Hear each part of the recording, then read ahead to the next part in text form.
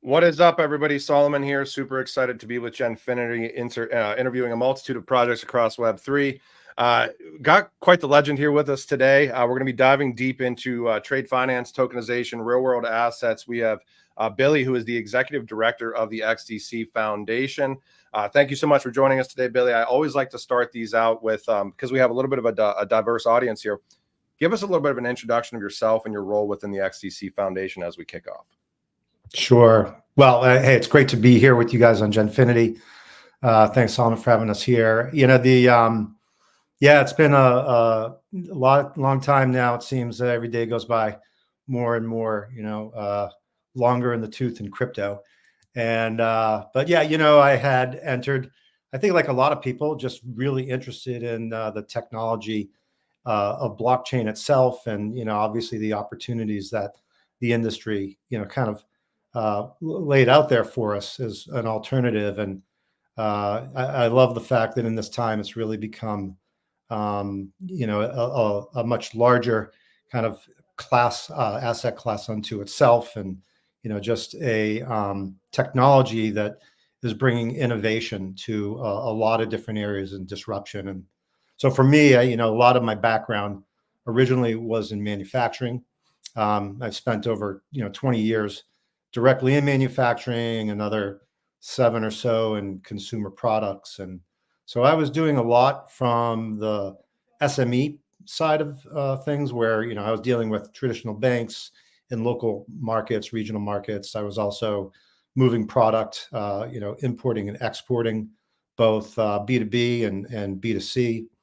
And, the challenges that you face as a small business, especially in any particular region, really is limited to, or the limitations you have in those are based on, what's available to you. And when I got into blockchain and I started looking into the different ways in which value was being moved, I think that's really the cornerstone of so much of what really can happen here in terms of blockchain.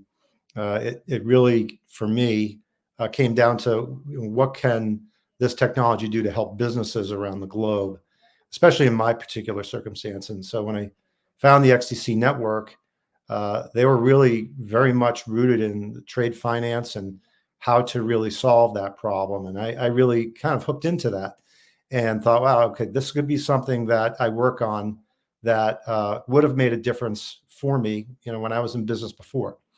So, to me, that was a really personal journey. And, as from that time period, I think looking back, for me, it's been really over 6 years now since I've been involved with blockchain or crypto, and I guess really up 3+ since specifically with the XDC network. And with all of that, we've been able to really bring about the real original goals that we had around how to bring financing to businesses and how to make those available to people in a broader sense across the globe, so that you have this opportunity for any business across the globe to really find the financing they need, regardless of where they are and the challenges that they have in their local or regional markets. So that was a lot of what really kind of got me here. And I'll say, kind of what has really kept me here, especially with the XDC network, is the development of the ecosystem and the community that we've built, and all of the components of people and technology coming together, all sorts of people from all different places working together with a common goal. And, to see the proliferation of that over time has really been really incredible. So it's been an incredibly rewarding journey. 100%. I mean, I'm going to get into some of the manufacturing and logistics aspects and trade finance and stuff, clearing customs and all that stuff in a little while, because I come from a similar background and I think it's super impactful where this technology is going. I want you to kind of maybe discuss for us the rate of, adoption for blockchain technology industry-wide. I know you working behind the scenes within the XDC Foundation, obviously you're privy to information that a lot of individuals might not have access to. So I'm always curious, like, what's the pace of real world adoption? Is it actually kind of occurring? We see news articles kind of out there that we certainly didn't see a handful of years ago But maybe touch base on that real world adoption. What's occurring now compared to maybe if we look back, a few years? And I know a lot of people think maybe it's smoke and mirrors, but is it smoke and mirrors, or are we seeing actual meaningful adoption across the globe with this tech? Yeah, well, the short answer is there is definitely meaningful adoption that is happening across the globe. I think pace is different depending on network and the efforts that you're putting in around a very specific area. So in other words, trade finance and laying the groundwork for what we're doing is going to have different or be impacted differently by all sorts of things. A lot of that being how regulatory is moving forward, as an example. And that's not just in one location, but that's something that happens just anywhere in the globe because you're trying to move product halfway around the world or three-quarters of the way, whatever it is, to another place. And so, there's all sorts of logistical things that need to happen there. And putting those in place, they do take time. And I think the good news is that, we've been in this game for a lot of years. I personally have spent over 3 years working on tokenization, and which is now really, where RWA is the term in crypto has been around for a while, but hasn't really proliferated really the way it has until this past year or so, where everyone's all of a sudden like, oh, we're into tokenization, we're into RWAs. And I can tell you that the people who have been doing this for the last few years are doing real stuff for the most part. And I think that a lot of the people that are now, oh yeah, we're doing that too. Well, I mean, you have to be the judge for yourself on that one. But I can speak for us, and I know what we're doing. And I would kind of say it in this particular way, which is that what we have been able to develop as far as the platforms coming online, Trade Tech is an example of someone that we've been working very closely with for many years. Securitize coming on in terms of a integration into the network where we're able to bring on the network security tokens through a platform for accredited investors that are out there, with their technology. All of these things, and that's where one of 4 chains that are integrated with Securitize. These are done with the idea that any of the building blocks that are needed to be in place in order to do this the right way from the beginning is what we're going to do. And launching USTY Treasury token through Securitize and Trade Tech, and offering that to the marketplace, and what's to come with private credit that we've been building. All of these things are very, very real. And I think the foundational pieces, people actually don't realize how ready everything really is and what's to come as a result of that. So, we're somewhat, I'd say, largely under the radar around a lot of things like that. And I think that, it's something that people will see more and more as we move forward. But there is very real stuff that is happening here. It is happening now. And, I can't talk about so much expectation and rate. Yeah, I mean, I think expectation is always greater than rate, right? Everyone's, especially in this business, from a public side, there's always people who want to read into, what happens here and what happens there. I spent a lot of years debunking charts to people. Like, I'm sorry, somebody making a chart doesn't know what they're talking about, but thinks they know something because they read an article that says this goes to this. That doesn't mean anything.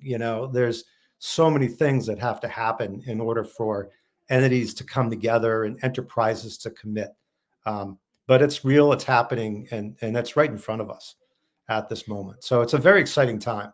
I think what you'll see in the coming months is something that will hopefully let people see more and more of what it looks like when it is really incorporated into the blockchain technology and brought to the public.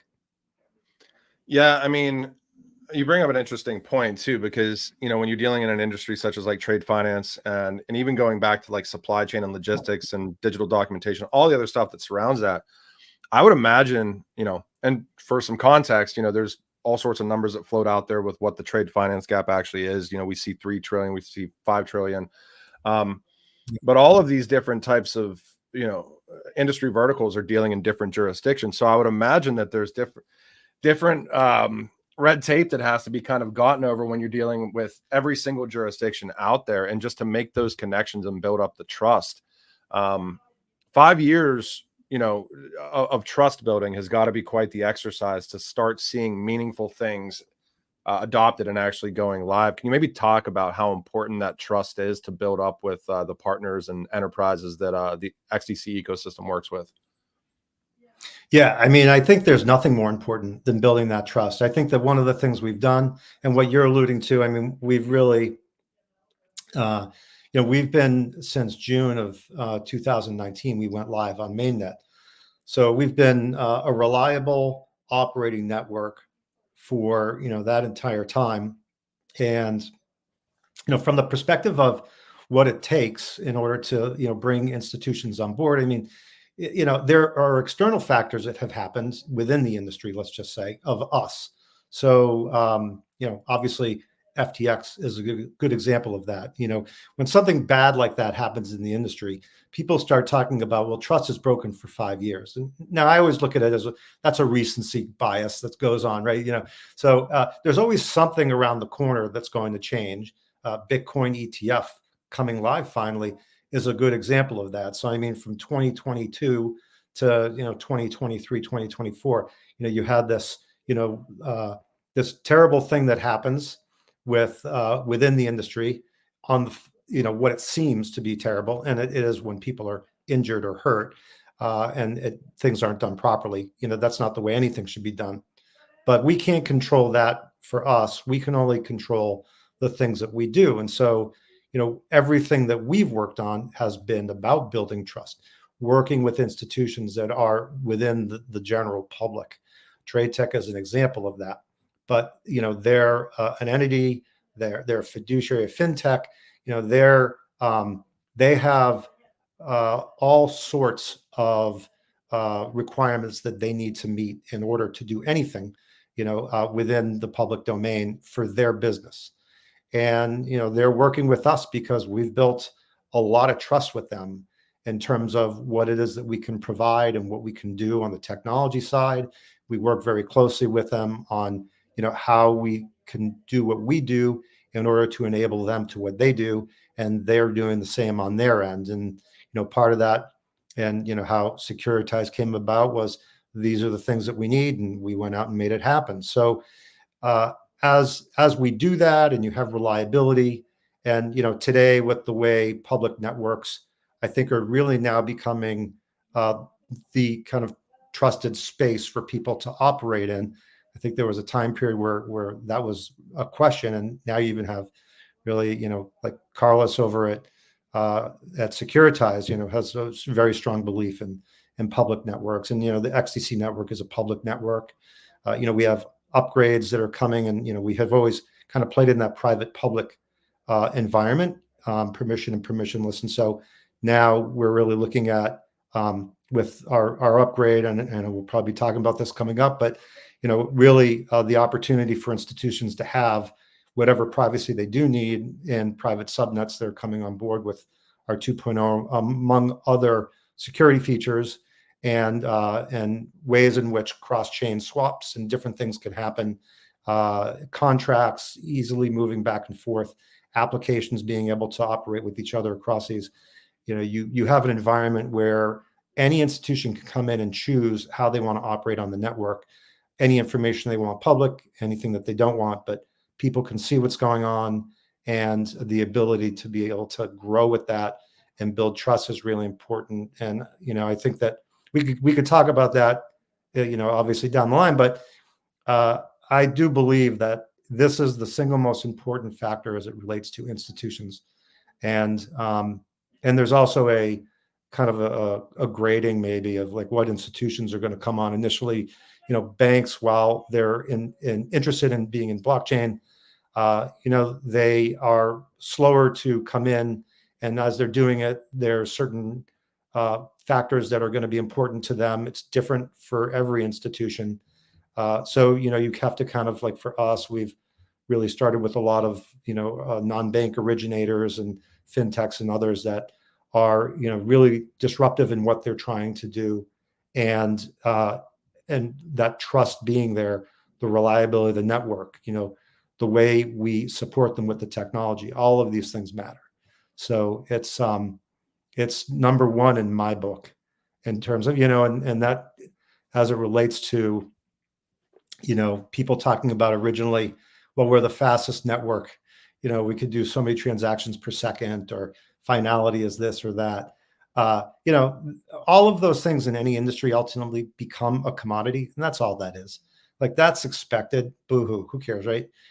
What can you really do? And that relates to, as we talk about, success depends on your network. I think we'll get to that too, probably, but diving in a little bit more. But that all matters. It's not just the technology, but it's who's there. Yeah, I mean, we're already kind of here, and I'm happy to kind of, drive this in kind of an organic way for us. I mean, you mentioned, the banking industry and what some of these enterprises and traditional incumbents are really looking for. And I think it's really important because you bring up, I mean, it's a problem that exists, even at the retail standpoint, meeting users where they're at. And maybe we do get a little bit into like XDC 2.0 right now, because I think it's, we were kind of just touching on that, where I heard a really good kind of analogy. Maybe this was like a month or two ago, where, it's a lot easier for some of these like digital banking entities and some of like the startups, and, they're a lot more agile, as far as almost envision them like driving a speedboat, so they can kind of pivot whichever way they want to pivot and optimize, do certain things.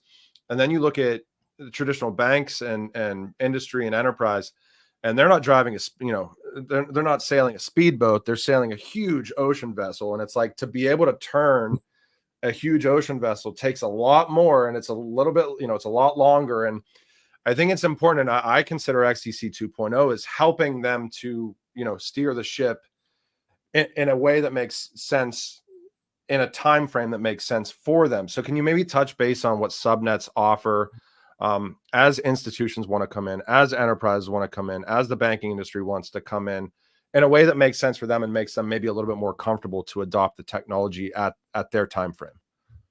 Sure. Well, I mean, I think the simplest aspect of this is that, again, every bank is operating on some platform somewhere, right? A lot of what you have, and kind of that tanker itself, especially in the banking industry, this is something that, having spent so many years in manufacturing, one of the things you always think of is how backwards manufacturers are about the things that they do. And upgrading, if you're a small manufacturer, it's not an easy task to upgrade, but a company of 100 can upgrade their systems far more easily than a 120,000 person institution that's multinational, right? And so banks have been operating literally on a phone system, with moving money, and they've also been dealing with, a generation plus old technology, as far as, what their systems are. And so when you consider the challenges of upgrading, I think one of the things that blockchain actually offers is a solution to being able to bring about some type of upgrade to them, where maybe they're able to take some information off of their systems in the form of APIs and whatnot, and relay it to some type of a platform on blockchain. And what you end up having initially is, an immutable ledger that, it has the truth from the source. Ultimately, you can get more truthful sources by digging into, the integrity of that information at the point of, it being entered. And, that's something that blockchain can offer institutions, I think, at that particular point. But I think, as it relates to, the general topic of subnets, now what they're able to do is, we can create, or we help them create whatever application or interface they need to do internally, and externally, on a private subnet.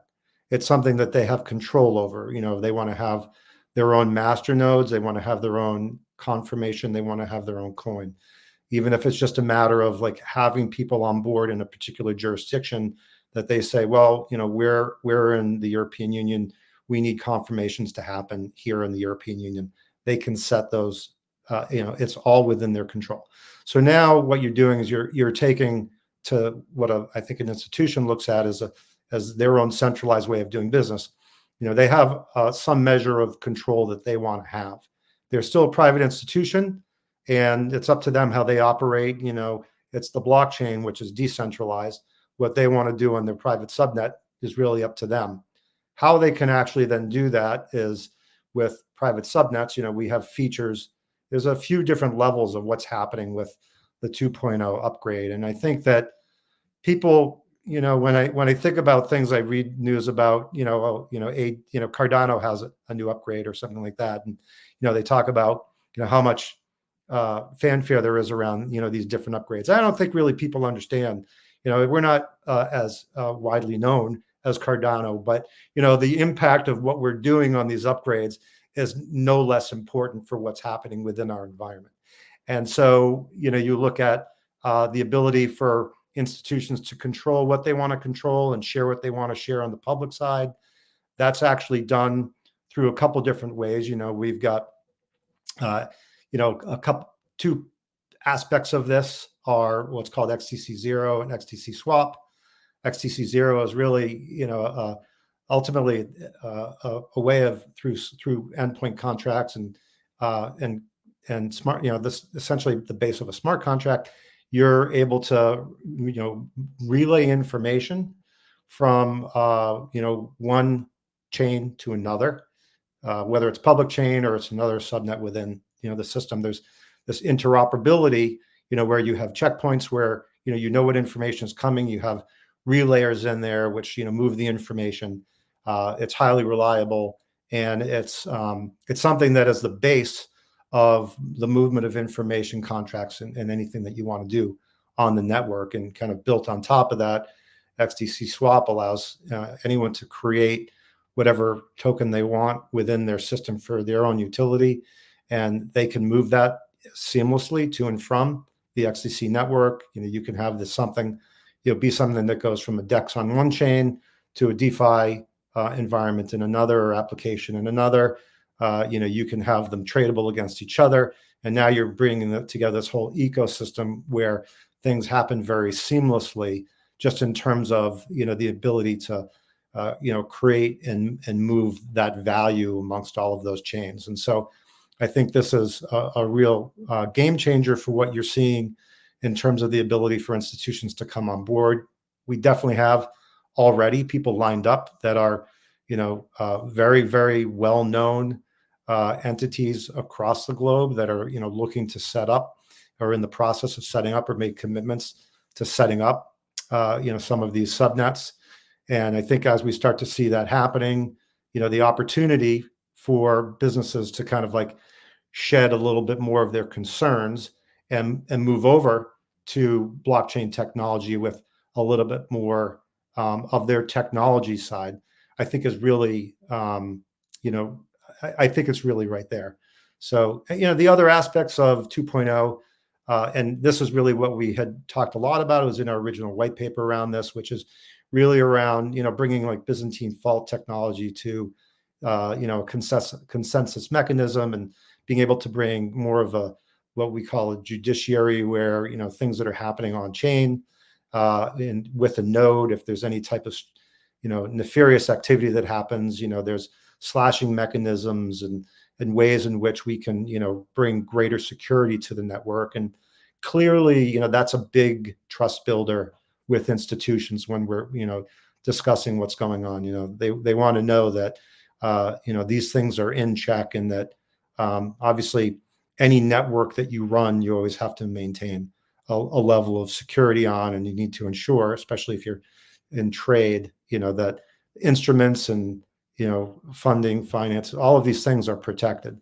So, I think we've done a very good job in really trying to build that internally. And that's something that's really right around the corner. We've been live on testnet for many, many months, with the 2.0, and we're now within a very short time frame of really, launching this live. And so it's a pretty exciting time as it relates to that.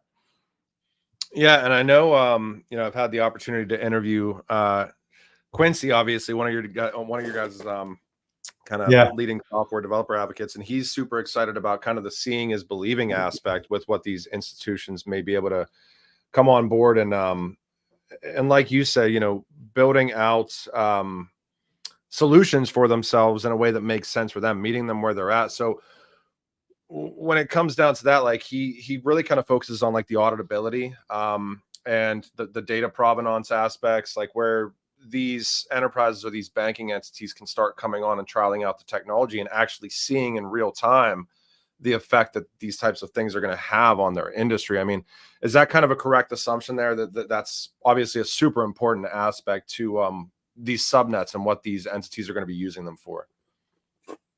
Yeah. Yeah, no, I think so too. I mean, Quincy has, really interesting and great perspectives on, how he thinks blockchain is and sees, what's being implemented. And he looks at it from a developer mindset. And, he's also, kind of been, involved in, the institutional side of things in different ways that, has given him, look into, what certain people on, maybe equity side are looking at. Anybody that's on that enterprise side is really, when you're talking about banks, institutions, enterprise that we're dealing with, it's really all about the funding, right? And people taking their assets and bringing them on chain. So I think the provenance, I think all of that stuff is important. And like we're all like from Missouri on that, right? It's like, well, show me. Once I see it, I'll believe it. So I do think that's confidence building, and I think too, like, so I always used to describe, I probably haven't said this in a while, but those who have listened to me in the past, I always talk about how, and I talk about this with other people in the industry, and we kind of laugh about it a little bit. I had a conversation with somebody in New York very recently about this, and talking about the differences between going back to what people think is happening and what's really happening. And, this relates to, what you hear in the back rooms that, banks tell you, or, governments tell you, and all this other stuff. And, ultimately, you can, you can, you can work on anything that you want to work on, right? But the reality of the situation is that this entirety that we've been building has really been about paving the road that, we're driving on as we're driving on it, and it's not like we have a paver there. They're stones, right? It's all cobblestones, until you get to a point where, it's advanced enough and there's enough adoption, enough belief in what you're doing that you got to build the highways. I mean, it's just, there's no difference in building what we're doing to building a roadway system. Somebody wants to go somewhere. Well, they did it by cart and, horse and cart or buggy at one point, turned into a car. Cars were on dirt roads. Somebody said, let's pave it. They put down stones, then they came up with a paving technique. And, this is all that's really happening here in this industry across the board. And I think it is getting faster. And, we're starting to see more and more happening. But I think that with these coming online, we've been able to show people what's really happening. They're able to understand the technology more.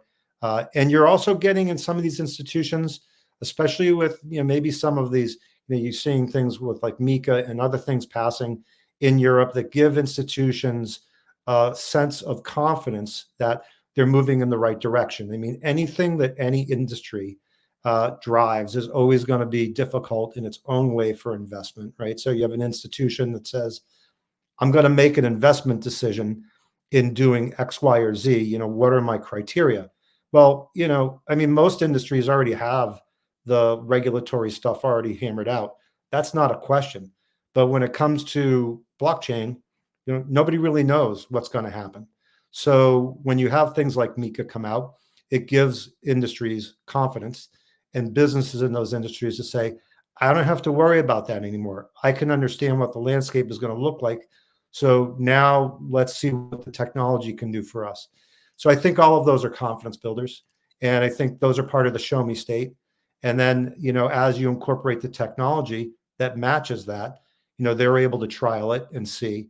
And, it's not a huge risk at that point compared to what it was before. So I think this is something that we're seeing more and more. And, obviously, depending on where you are, and, we have a lot of people across the network who are making great efforts, in Europe, in MENA, in Asia, Singapore, Australia, Brazil, South America. There are people everywhere who are doing things. And, we're just one entity here who's like helping as much as we can with that effort and working with people across the network. But, when you see that, you can see that, you can see Europe coming along faster because of Mika. You can see things happening in MENA faster because of, what they're doing, in Abu Dhabi or Dubai. You can see it in Singapore. So you can see it in Japan. Like entities in the UK. The electronic docs law. All of these things are things that definitely have an impact, and we're seeing greater clarity here, I think, as far as hopefulness in the U.S. that these are things that are being addressed. But I think all of those are factors. It's not any one like pigeonholed conversation. All of these things impact, building that kind of trust. But I definitely think that timing and everything, the update, subnets, regulatory stuff, all of these things matter. 100%. And I mean, I think you bring up an interesting point, and I kind of want to ask you about some areas of adoption that are more, I guess, are adoption and more publicly facing that have surprised you. And I mean, you look across like, what you see on Twitter and X, and it's like we see memes and we see, the AI narrative. There's 6,000 AI startups in 2024, and how many AI, blockchain projects sprung up after the Chat GPT moment last year, versus kind of what's happening behind the scenes. Because I think you allude to it pretty nicely there, where it's like, paving the road in real time, but then there's this public facing perception of like what blockchain and distributed ledger technology represent. And it's like, profile pictures and like memes, which I think are fine in their own regard, because like they do showcase community strength and power, which is super unique to blockchain and distributed ledger. But I just think it's interesting, and I'm curious from your stance, what are some of the areas of like public facing adoption that we see that have surprised you? And then what are some areas that you still feel maybe under the radar? Yeah. Well, it's interesting. There's so much information that's coming out on a daily basis around, or growing in this industry around all of this. And I think, as from a narrative perspective, because you're definitely a narratives guy, right? That, you start to see things coming public, like usually quite a bit after, things have been happening underneath the surface. I think when you talk about 6,000 AI, projects or startups that happened in 2024, and you think, well, how many people were working on AI before AI was something? And how many people just decided, oh, we're going to be AI now? And, I think that there are ways, like for us as a network, to incorporate AI in what we're doing. And, the opportunities will continue to develop. And it's an area that, we're looking towards as well. AI DPIN or memes or whatever you're looking at that's coming out, gaming. I think like there's actual real opportunities in all of these different areas to do something. I think that, AI, I always wonder about AI and blockchain and how these things develop. I think you need to have a real close eye on what's happening with AI just in general because of the nature of the technology. And, that requires a lot of regulatory clarity, and how those are things are trying to develop, because you need to ensure that technology is being developed for the good of humanity. And I think that when I think of AI, and a lot of people, I think they always are like, there's the upside and the downside to what that could be. I guess I'm a little surprised at how quickly that has really kind of developed in a little bit of I guess narrative jumping just in general around what's happened in blockchain. Is a very interesting social experiment. I guess memes, and I'm just kind of throwing out some different points on all these things. I think memes are a very simple way of people being involved.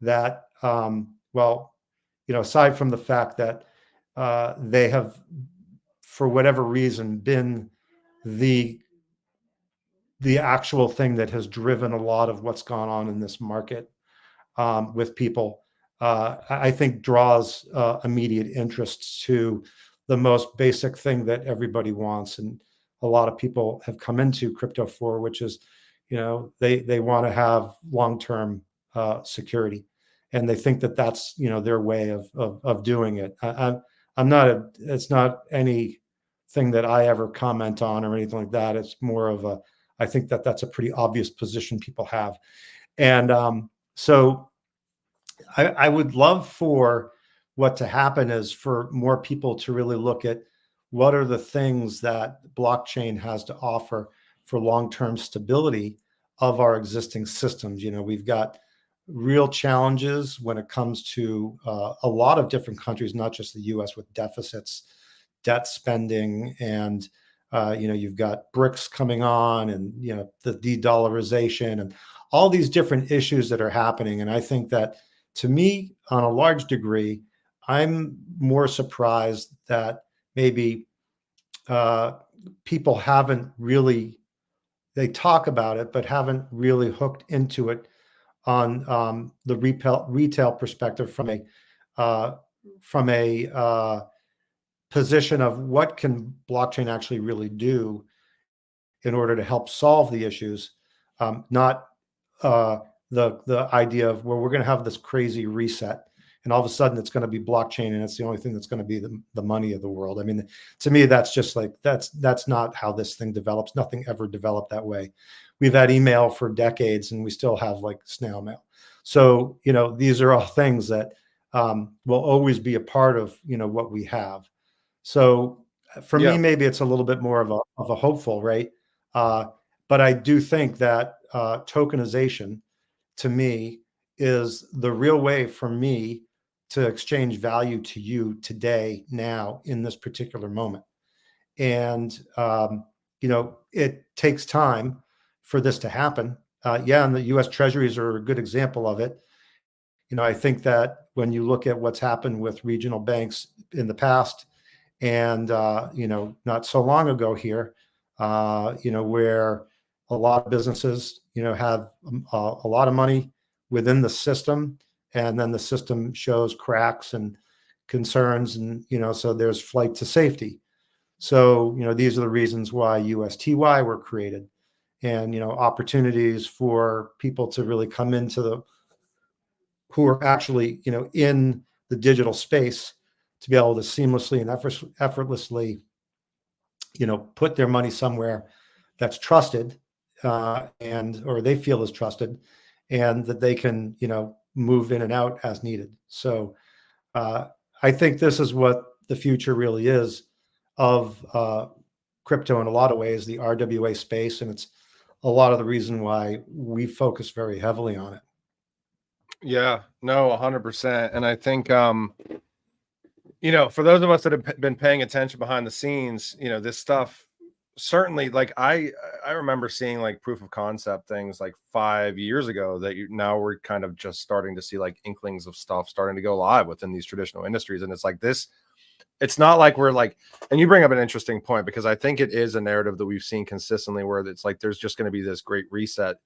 But I think when earlier when you're talking about XDC 2.0 and subnets and meeting these entities and institutions where they're at, so that they can value add with the technology, figure out ways that it makes sense for them, and then adopt it on kind of a more consistent level, because they've already trowed out certain aspects of it. It becomes much easier to justify additional adoption when you have adoption that meets these entities where they're at.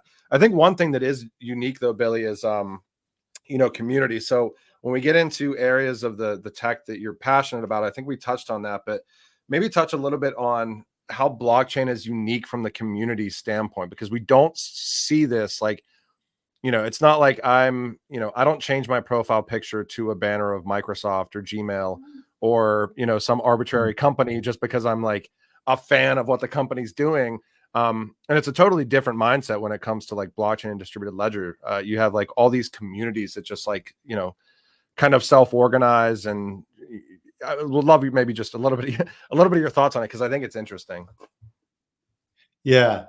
Well, I'll tell you, I mean, this is, so the community is a big, from the very beginning. I think it's just been a very natural progression for me in terms of what's happened, and I, unfortunately, like, as you get more and more involved in the workings of what's going on a network, the downside of that from where you once were at a community level, like in there every day with everybody, is that you can't really be there the same way you were, even just from time constraint, but also there's it just is sometimes challenging from the standpoint of look, we'd love to be able to come out and tell you, well, we're doing this and this, and give you all the answers we can, but we really can't, because there's just a lot of things that are going on that we can't talk about until they're really there, and that's not at our mercy, but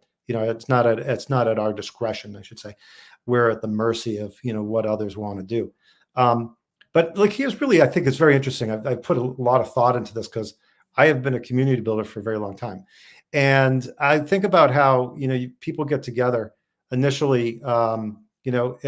If we get together for the first time, we start talking about something, and I find out you're really into blockchain, crypto, whatnot, and you have a lot of interesting perspectives on it. And like one-on-one, we're going to actually create this kind of like bond where that was a really great conversation. And I want to build upon that. I want to go and pick your brain on something. I want to let you know about something that I'm looking at doing or thinking, and find out what you think. And you kind of like create this bond around it. And I think that the truth is like that's exactly how these communities develop, right? I mean, they're just one or two people talking. It turns into a small group of people.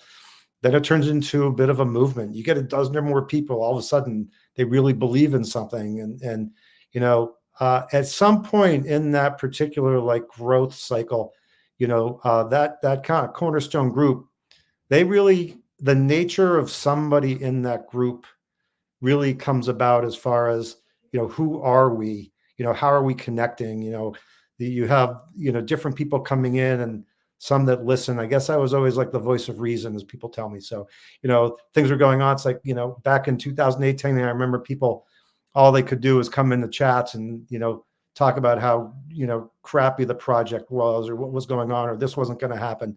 And there's like people like, well, just leave then if you don't want to be here. Like, just leave. We don't need to hear it. And eventually, like, everybody went away except a core group of people. And we were like, all right, well, let's start educating people on things. If we don't know something, let's find something out. And the kind of like that underlying tenet of who we were really became like brotherly. We were a family, and that's how we became the XinFam. I mean, XinFam. If you look at you look at XRP, and they were the XRP army. I don't know how that developed, but but there's an army mentality to that. There's a Link Marine mentality to Chainlink. There's a XinFan fam, like mentality. It's like who we are, and I think a lot of the values of what comes out of that are like the secondary values that people hook into. They come in and they go, I'm welcome here. I get this. People give me answers. And and you go through cycles in the market that people come and go, and they have their own like feelings about it, and you're going to deal with all of that stuff as you go. But ultimately, when you have that, and you have that belonging, I think that's what people are looking for. They're looking for a place to belong, and they feel like this is where they fit. And then once they fit into that particular place, part of it is, do they believe in the technology and the things that are happening? Do they think this is what the future is? Do they think there's an opportunity here for them? And that can come in ways of just having a voice. And so I think that there's a lot to, like, people look at crypto as, oh, this is like however they want to look at it for their financial future, they can look at it. But when it comes really at a core, that initial desire to have a banner and like really kind of go out there and talk about what XDC network is doing and who the XinFam is and all of this stuff, they end up really just coming about that way because they belong, they feel like they belong, and they have a place and people listen to them. And I think that's the most important part about building it. In time, when they feel that belonging, everybody chooses what level they want to, operate at. Some people just want to connect. Other people just want to do things. And I was somebody who was like, we need to do something. And I did something for years. I mean, it was like, I call it my 3-year interview. I spent close to, a full week for every week, in chats, whatnot, going back and forth, connecting with team members. Eventually that turned into, working directly with Zinfin. That led to launching the foundation in 2021, building out the foundation team. And, we're unique as far as a foundation goes. We're different than a lot of other foundations that are out there as far as the makeup. And, we're really here to serve. And I think we've done a very good job over the years of really trying to do it. We've cut our teeth at this. And, we've built a lot of really strong relationships in the industry. And so, that's our role. And I think that, the expansion of it across the globe has been really, really key as well. And I think that a lot of people have done really good jobs with that as well, who have come in and brought their own flavor. And you learn and grow and all of that. And maybe who the Zen fam was 3 years ago is a little different than it is today. And that's the nature of decentralization and growth. So 100%. it's exciting. I think it's a great topic. And, I think, I'd say as far as the work that a lot of people have done and come in and across the network, really impressive stuff. And very, very good quality group of people. And everyone's really pushing to make things happen. And, we really try to work on, how can we pull on the rope together, when we can work together in some of these efforts that we do.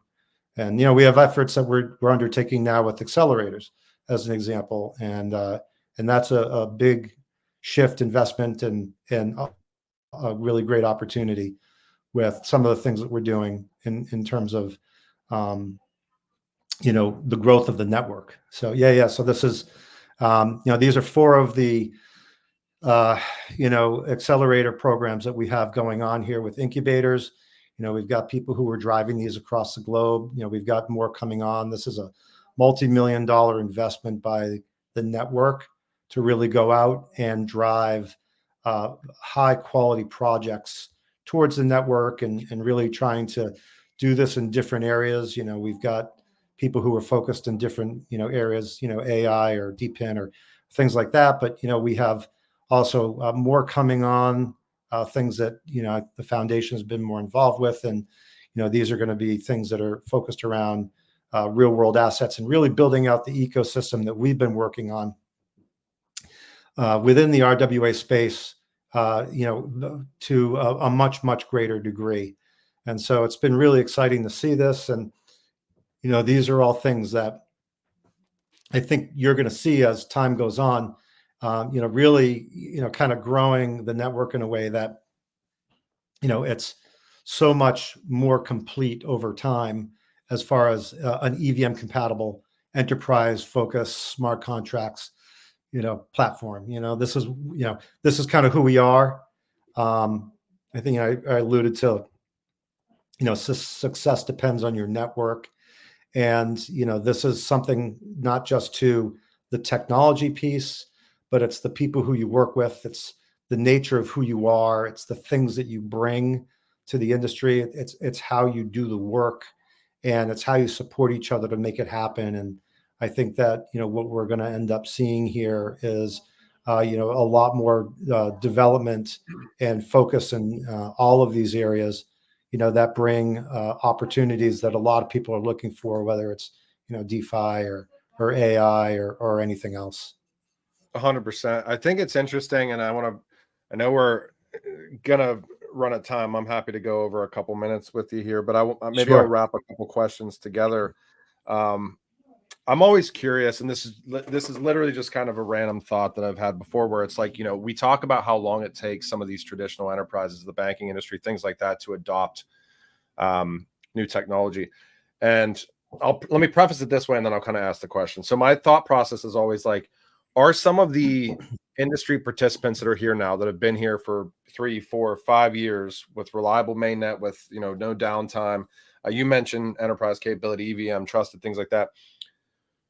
Are the participants that have been here for a handful of years, it may not seem like it, but are they so far ahead because of this, how slow the rate of adoption is, where like newer networks, because there's certainly going to be new networks coming in blockchain, distributed ledger technology. It's really never going to stop. But are the participants that have been here doing it, that have a track record of success, a lot further ahead than maybe publicly we think that they are? Because like, I guess that's part of the question, where like, doing it for so long with a trusted network, is there that feeling maybe behind the scenes that some of these networks that have been here doing it for a while are further ahead? I guess maybe take that first, because I like to wrap 30 questions into one thing. So I won't do that to you. Yeah. Thanks. So, well, I think that, look, I can't talk about what other networks specifically are doing. I mean, I know certain things about what are being worked on, and what they actually are doing. I mean, you can look at RWA.xyz as an example. If you want to look at what's tracking, I think back in it was March, I did a presentation on tokenization and what we're doing with private credit at ETH Denver, and the number overall was under $1 billion. I think it was. Now, if you look at the numbers now between what's invested in U.S. Treasuries and what's invested in private credit, you're well in over $1 billion, and you're really tracking a significant amount of network activity that's happening around this. So you look at Ondo is a good example. I think they've done a really good job of when they started, which wasn't really all that long ago. From going from 0 to 100 million, and then going from 200 to 400. And, you see something they posted a month ago, and now it's 500 million. So, these are things that happen very quickly. You're seeing doubling happening in months. So, that's a rate of progression that's happening now with who's in the market, or the industry, not anybody that's not in it currently. And so the more, we go back to the show me state, being from Missouri, and you see the technology coming on board and institutions coming in, the more and more institutions start coming in and adding more and more money, that rate is going to continue to accelerate. So you're going to see an acceleration of volume of transactions and volume of dollars. And that's, something that I think 6 months from now, you might see, 4x over this number, or something like. I don't know what the specific number is going to be. I'm not making a prediction. I'm just saying that, that rate is accelerating. And so I think it's a very exciting time. I think as you relate it to the XDC network, I think, we're one of 7 different networks that's on RWA XYZ. With U.S. Treasuries, private credit will be added to that. Once that's launched, we're working on, commitments around things, for what we're doing on the side, for that, prior to what what will be launched on the network. I think that, you're going to see very surprising and similar numbers, happening and growing in places you were not expecting. And I think XDC network is actually one of those places people are overlooking, and that's okay right now. We're just doing what we have to do in order to make that happen. And I think, as it relates to, going back to what we've done with Securitize, launching of USTY, and now what we're doing now in terms of private credit, and as we're moving forward, we established this relationship in order for layer 2s or other, application layers to come on board and to be able to launch their RWAs or their tokens, on our network. And that's an open invitation. If somebody is looking to, get into their platform onto a network that can give them access to a primary issuance platform like Securitize, and the ability to launch their tokenized assets on chain, You can go to xdc.org, and you can contact us there. You can find out what you need to do to come to us and work with us to get you on these platforms and get you launched. And these are the things that we're doing. There's accelerator programs that we can direct you towards, just like you had shown on the zinfin.org website. So there's a lot of touch points here where people can come on board, and they can find the the matching of what they're doing with what we're doing with these accelerator programs. And like I said, these are multi-million-dollar investments that we're making from the network. And I think that that's being done on top of many years of being in the foxhole, building this technology. And we don't talk about it a lot. And maybe people want us to talk about it a little bit more, but the reality of it is we're just here to make it happen. And so all of these things really are great touch points, I think, for anybody that wants to build on the network. And the opportunity, I think, that separates us from a lot of other people also, while I'm talking about this, is that there's a lot of opportunity for people to come in with a network our size and have some pretty significant impact. And the opportunity to launch within the network, you have all the tools you need here, as you do on most any other network. And the ones that we're working towards to bring more rails on, and opportunity and ease for stable coins and other things to be able to bring that funding are all in place and being built. And so these things take time, but the time is really now. And I think that with that, the opportunity presents itself very well in terms of how this has been set up and designed in order to move us forward. So it's to me, it's a pretty exciting time around that. I don't know if that answered your question fully, but No, I mean, you're answering my questions and even more so. So I really appreciate it, Billy. You're making this easy for me. I do want to I've got maybe like 2 or 3 more questions, and then we'll definitely wrap it up. I know how busy you are, so we really appreciate your time. And you mentioned, 5 years reliable mainnet, enterprise capability, EVM, the trusted. I think that even having kind of examples of all of the real world use cases that have went live, I guess the question I have is like the education question, which is like, when you go out there and you talk to these entities and you talk to people that are interested in blockchain or whatever it may be, I find that over time, and I'm sure we all do this, we start using certain verbiage that is just super everyday verbiage to us because we're in this industry, like consistently talking about it.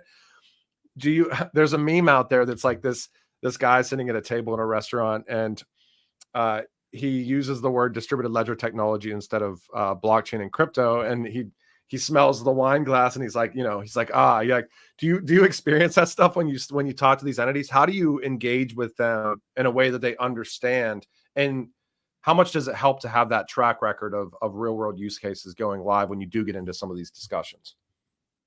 Yeah. Well, I guess so it's a little bit different for me. I kind of always think of myself as being like long in the tooth for this industry. A lot of the guys that I'm working with are in their 30s or 20s, 30s, or maybe now some 40s. But I'm really kind of old school around certain things. So I think I tend to talk in like more real terms than I do from discussing something around the technology or buzzwords that are very much industry focused. So look, I think a lot of it's not so different than building. I mean, it's all part of the ecosystem, right? So anybody that you're talking to as an enterprise is also not that much different than potential community members, right? I mean, there's an interest and a sense of like what's there.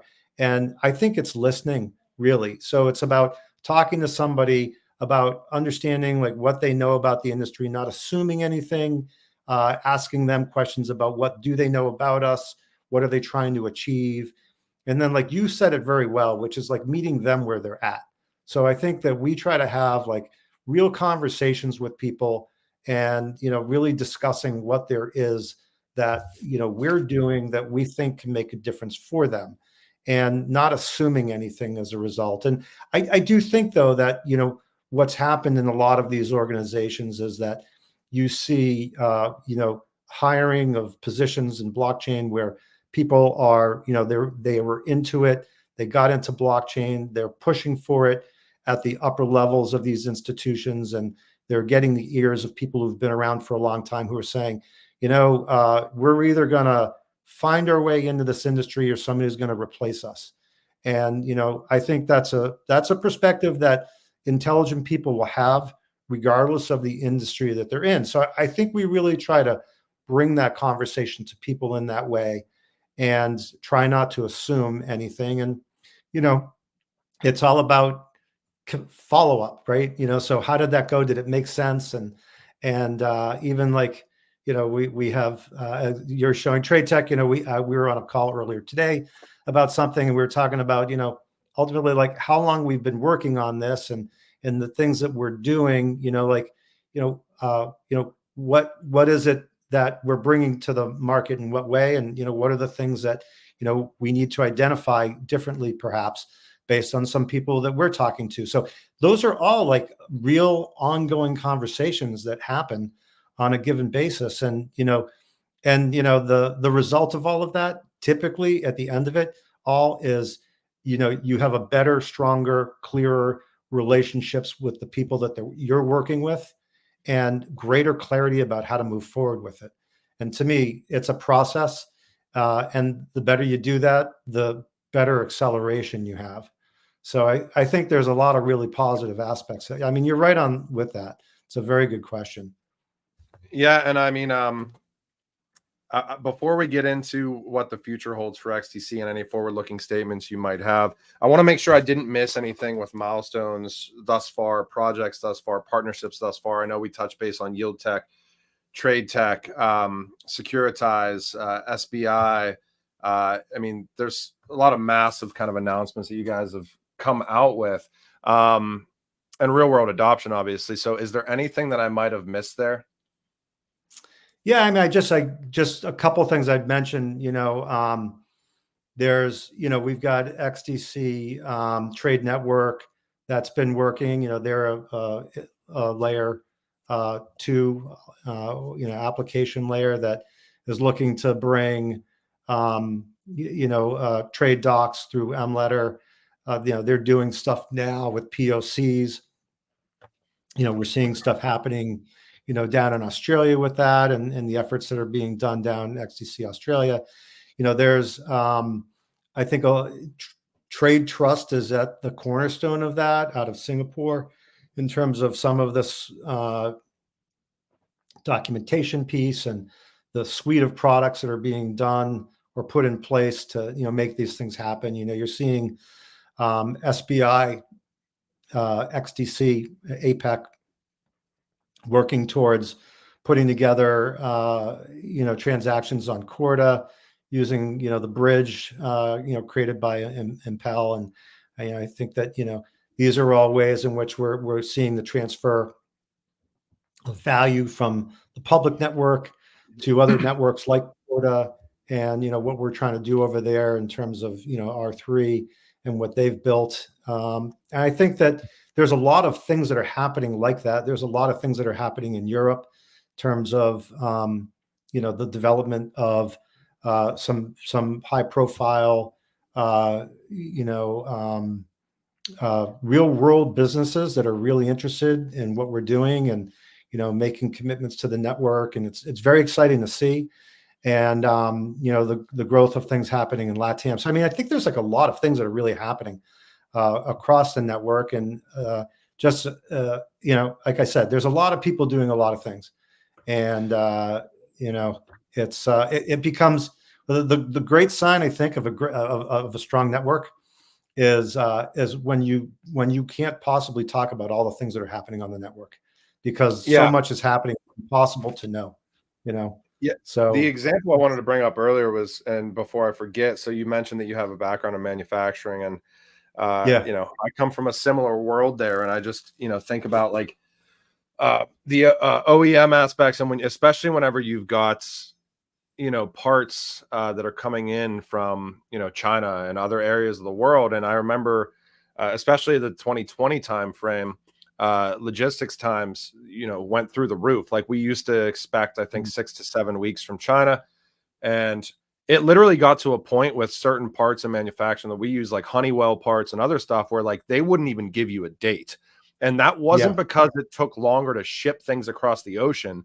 It was because stuff would sit in customs for weeks and weeks and weeks. And when you think about digital documentation, some of the laws with hand signed bills of lading still go back to like the late 1800s. So when you think about the impact of digitization across industries like that, supply chain, which I know we've kind of moved into tokenization and everything else, but there's a huge industry still to disrupt. And it's like, and a lot of that stuff literally sits in customs because they can't verify what is in these containers, and they've got to do all these checks, and it's just such a fragmented process. And I'm really looking forward to the people in that industry, because I know how much pain they go through.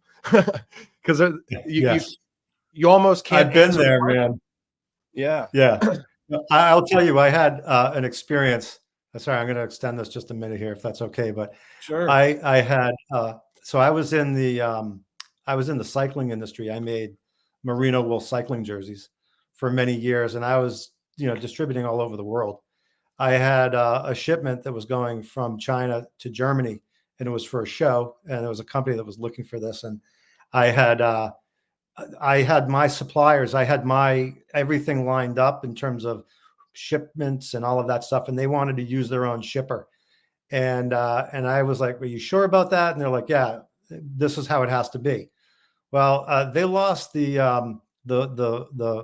origin documents, and the stuff landed in Germany, and I went camping because it should have been shipped and done, and I was up in like the middle of wherever, and I had to, and they started calling me saying, "We don't have the certs of origin. We need the certs of origin. They're not accepting anything."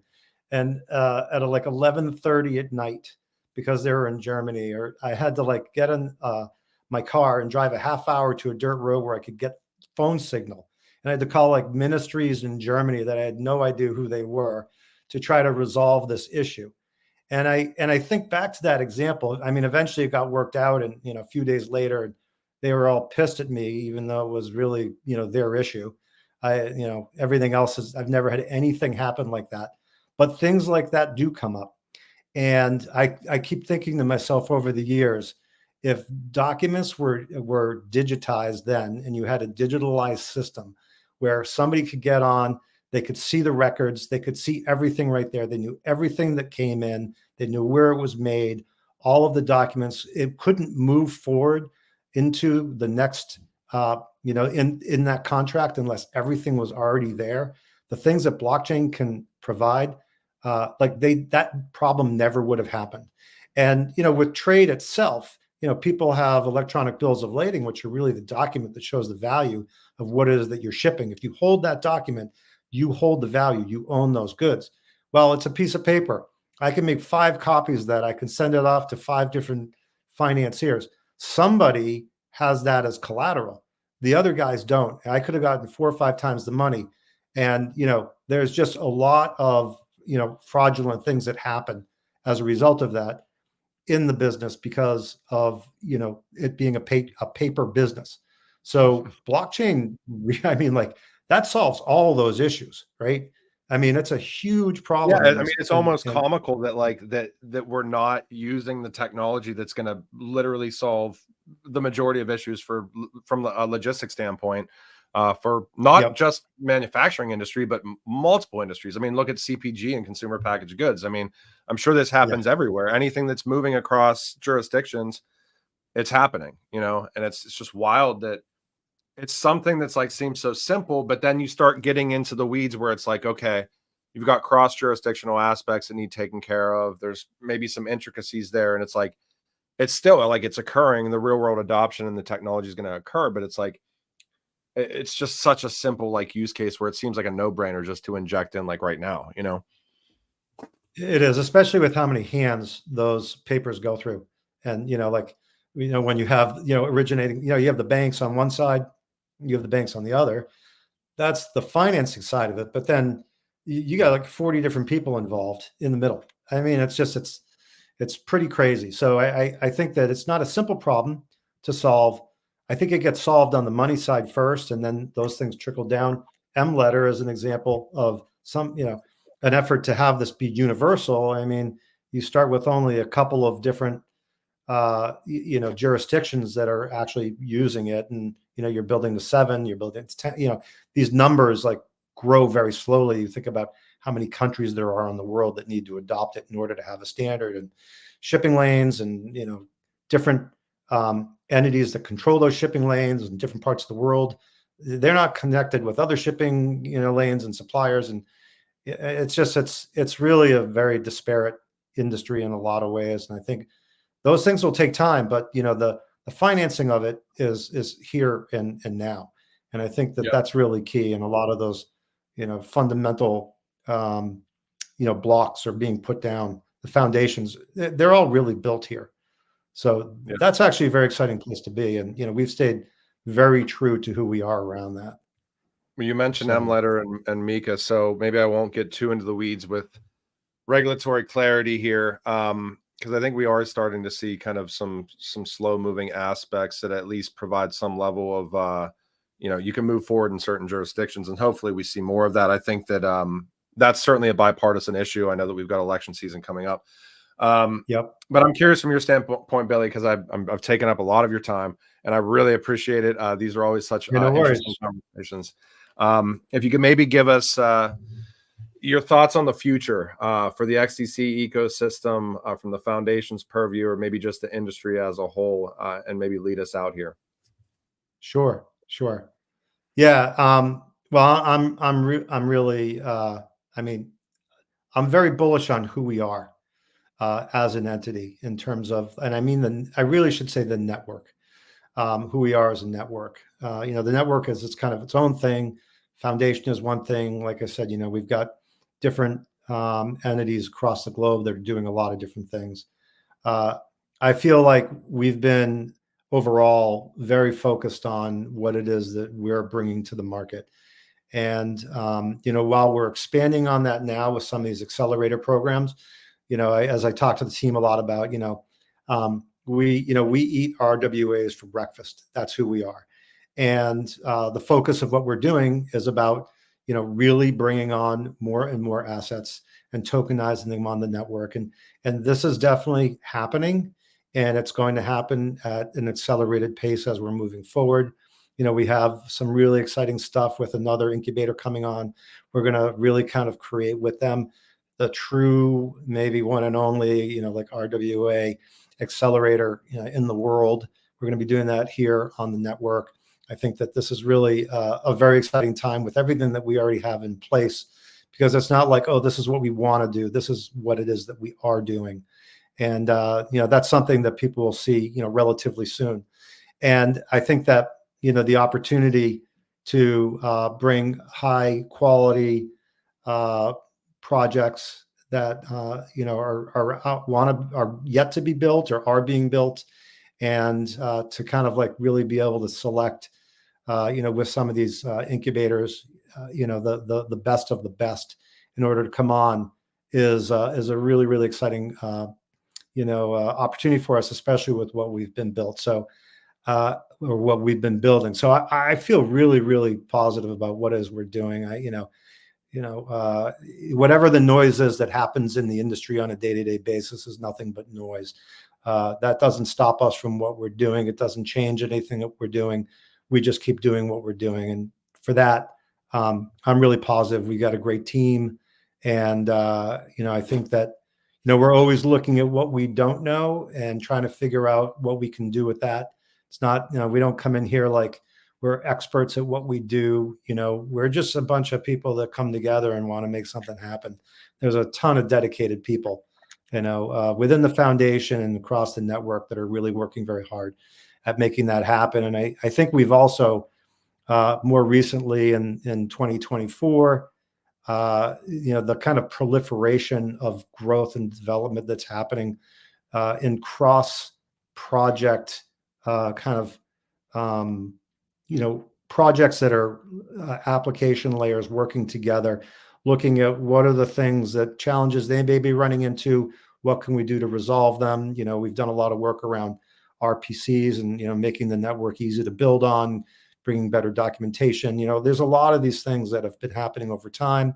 And I think all of those things are proliferating now at a higher and more accelerated rate across the network. It's not anything anybody's seeing, but I can tell you the static that runs across the network now internally with people that are doing things that are kind of in the know is really, really strong. And that's been really great to see. Everybody is really committed to making the network happen. And I think a lot of people see the opportunity of building and developing on the network. And, we have some very good applications that have come on and they're doing things that are, really, really going to accelerate this network as we move forward. So I think it's all really, really positive. And, I don't worry about what goes on externally because you can't control that stuff.